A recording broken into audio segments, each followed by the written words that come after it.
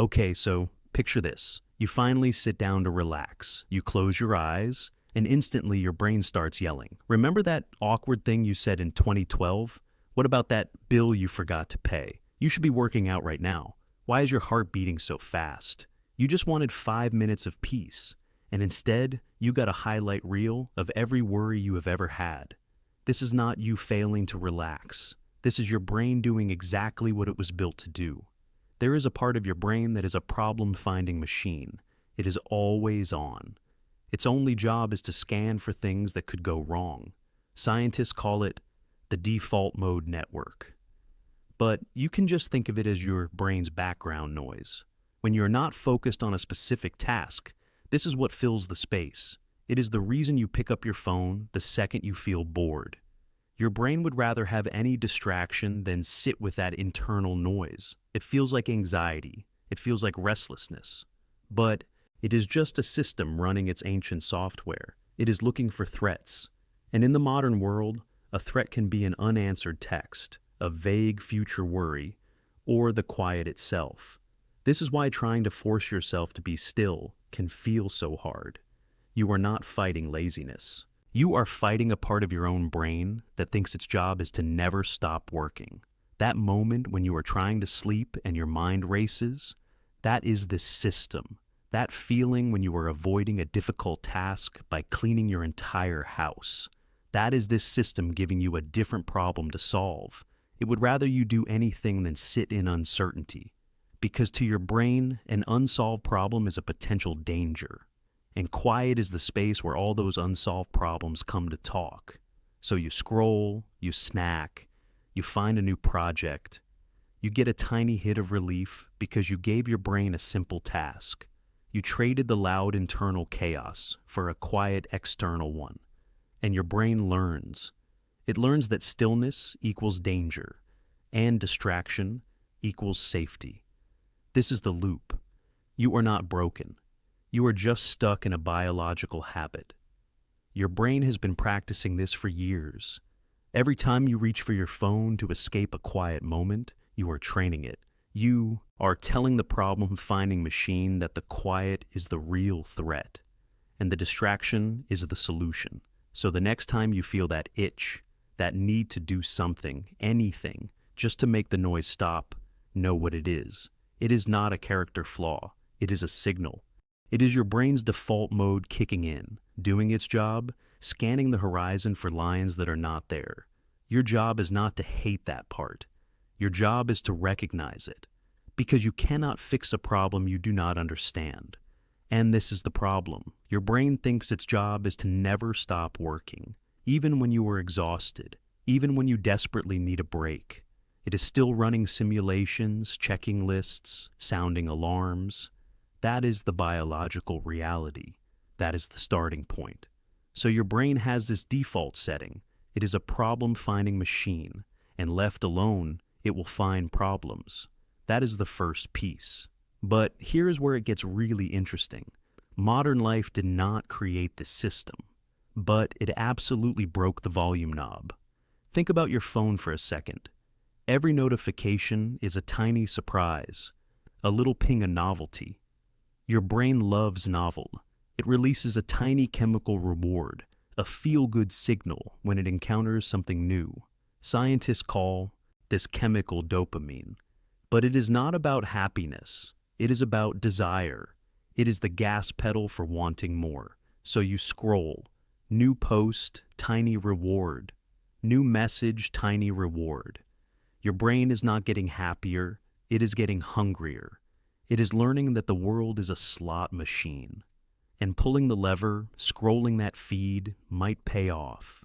This changes your brain's baseline.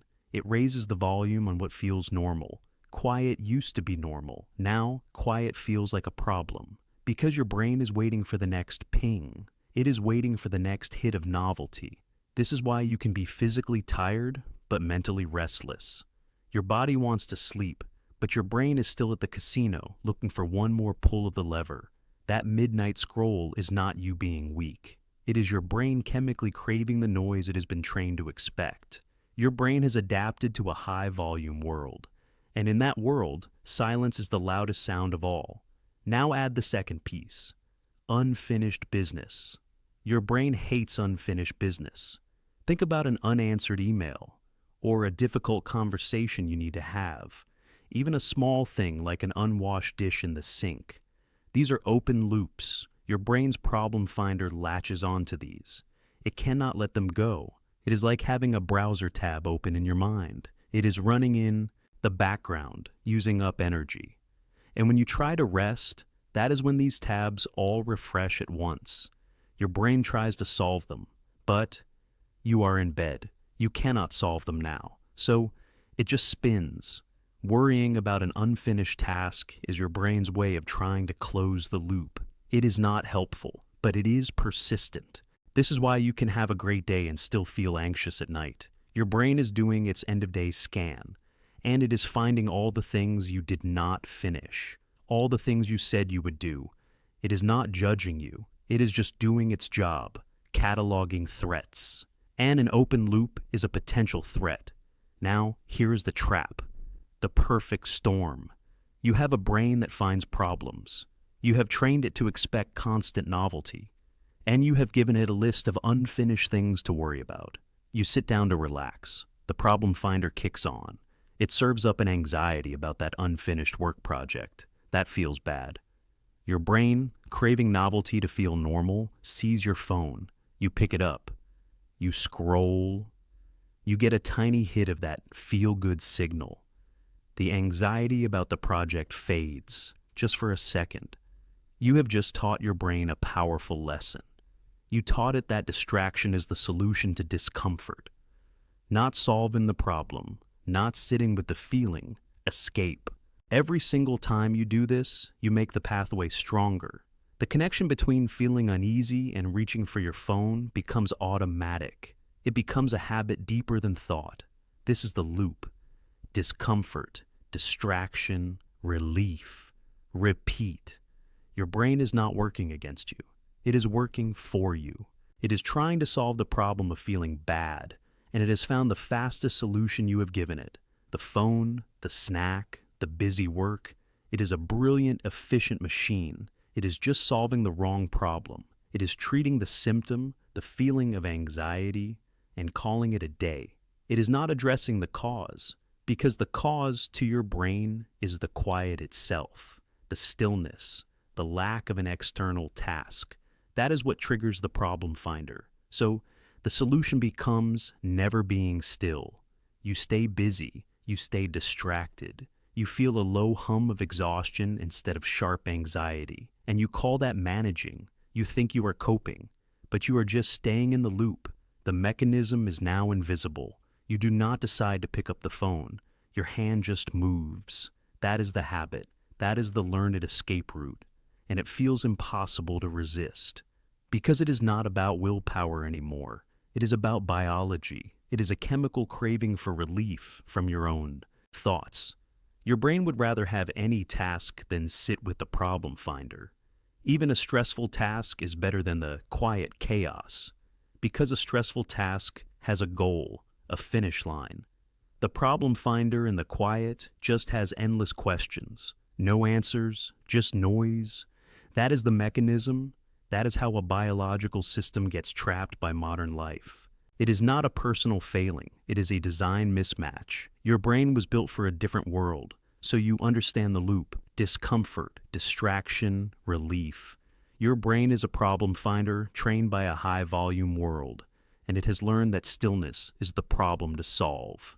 Knowing that is the first real step, because you cannot fight an enemy you do not see. Now, what do you actually do?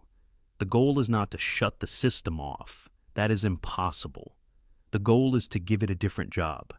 You need to redirect the problem finder. You do not fight the noise. You change the channel. The mechanism for this is simpler than you think. It is about focus, but not the kind you use for work. This is a gentle, single point of focus. It gives your brain an external task, a simple one. This pulls you out of that internal noise. It switches the system. Think about your breath right now. Feel the air cool as it enters your nose. Feel it warm as it leaves. That is it. You are not trying to Clear your mind. You are just giving your mind one thing to notice. When a thought about your to-do list pops up, and it will, you just notice it. You say thinking to yourself, and you gently bring your attention back to your breath. You are not failing when your mind wanders. You are succeeding when you notice it wandered. That is the practice. That is the rep. You are teaching your brain a new pathway. You are teaching it that the feeling of stillness is not a threat. It is just a feeling, and you can observe it without reacting. You are breaking the first link in the chain. You are sitting with the discomfort instead of immediately reaching for the distraction. This is not about willpower. It is about redirection. You are giving your problem finder a single simple problem to solve. Where is my breath right now? That is a solvable problem. It has an answer. This works because of something called neuroplasticity. That is just a fancy word for your brain's ability to change with experience. Every time you notice the urge to scroll and you pause instead, you are changing your brain. You are weakening the old pathway of escape. You are strengthening a new one of observation. It is physical. It is like building a muscle, a very small, very stubborn muscle. Start tiny. Do not try to meditate for 20 minutes. You will fail and feel worse. Try 60 seconds, set a timer, sit and feel one full breath. That is it. Do that once today. The goal is not perfection. The goal is pattern interruption. You are inserting a space between the feeling and the action. In that space, you have a choice. That space is freedom. Now, the second part. Deal with the open loops. Your brain hates unfinished business, so help it out. Take 5 minutes at the end of your day. Write down every single thing on your mind, every worry, every task, every random thought. Get it out of your head and onto paper. This is not a to-do list. This is a brain dump.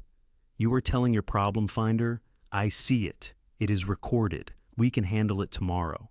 This calms the system. It closes the tabs, at least for now. It tells your brain it is safe to rest. The work is captured. Finally, lower the volume of the world. This is about your environment. Put your phone in another room an hour before bed. The constant pings are training your brain to expect novelty. You need to let that expectation fade. It will be uncomfortable at first.